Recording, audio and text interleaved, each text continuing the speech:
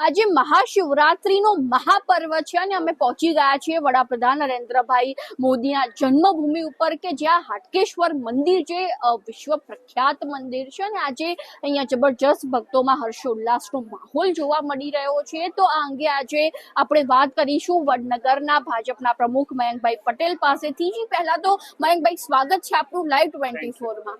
જી આજે મહાશિવરાત્રીનો મહાપર્વ છે અને અહીંયા ભક્તોમાં હર્ષોલ્લાસનો માહોલ જોવા મળી રહ્યો છે, શું કેવું છે? આજે પવિત્ર શિવરાત્રીના દિવસે વડનગર હાટકેશ્વર મહાદેવ જે વર્ષો પુરાણ છે, 2500 વર્ષ ઉપરનો ઇતિહાસ છે અને શિલ્પ કળા પણ તમે જોઈ શકો છો। એક અને એક હાટકેશ્વર મંદિરની અંદર પણ એક સાક્ષાત્કાર છે, મને પોતાને પણ એની અનુભૂતિ થયેલ છે અને સમગ્ર ગ્રામજનો ઉપર, આજુબાજુના વિસ્તારના લોકો ઉપર દેવાધિદેવ હાટકેશ્વર મહાદેવની અસીમ કૃપા રહેલી છે। જી જે રીતે વાત કરવામાં આવે તો હાટકેશ્વર મંદિર જે હાલમાં વિશ્વ વિખ્યાત મંદિર છે, ત્યારે આજે આ મહાશિવરાત્રીના પર્વ ઉપર આ સમગ્ર દિવસ દરમિયાન કઈ રીતનો કાર્યક્રમ રહેવાનો છે?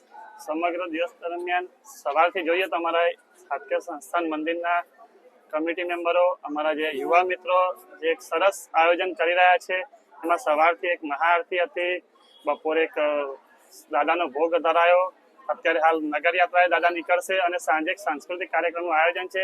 ત્યારબાદ રાત્રે જે આખરીનો પ્રહોર હોય છે એ પ્રહોરની અંદર એક મહાપૂજા થશે। જી આજે મહાશિવરાત્રીનો મહાપર્વ છે, તો આ તહેવાર નિમિત્તે તમારા દ્વારા કોઈ સંકલ્પ લેવામાં આવ્યો છે અહીંયા વડનગર? આજે મહાશિવરાત્રીના દિવસે એક સંકલ્પ લીધો છે અમે વડનગર શહેરના યુવાનો, ભારતીય જનતા પાર્ટીના કાર્યકર્તા યુવાન સંકલ્પ લીધો છે અમે કે આજથી વડનગરને સ્વસ્થ વડનગર, સ્વચ્છ વડનગર અને પર્યાવરણને જે છે એની અમે જાળવણી રાખીશું બધા ભેગા મળીને।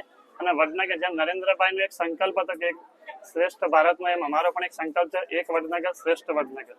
જી મયંકભાઈ, ધન્યવાદ આપનો માહિતી આપવા બદલ। જે રીતે વડનગરના ભાજપના પ્રમુખ મયંકભાઈ દ્વારા જણાવવામાં આવ્યું છે કે આજે જે રીતે મહાશિવરાત્રીનો પર્વ છે, મહાપર્વ છે, એ નિમિત્તે વડનગરમાં કમિટી દ્વારા જે છે તે સંકલ્પ લેવામાં આવ્યા છે, સ્વચ્છતાને લઈને સંકલ્પ લેવામાં આવ્યો છે। તો આ સંકલ્પને લઈને જે રીતે વાત કરવામાં આવે તો મહાશિવરાત્રીના મહાપર્વ ઉપર જે રીતે કમિટી દ્વારા સંકલ્પ લેવામાં આવ્યો છે, તે રીતે અન્ય તાલુકા તેમજ શહેરો ની કમિટી મેમ્બરે પણ આ રીતે કોઈના કોઈ સંકલ્પ લેવો ખૂબ જ જરૂરી છે। તો આવી જ નવી માહિતીને જાણવા માટે ફોલો કરતા રહો લાઈવ 24।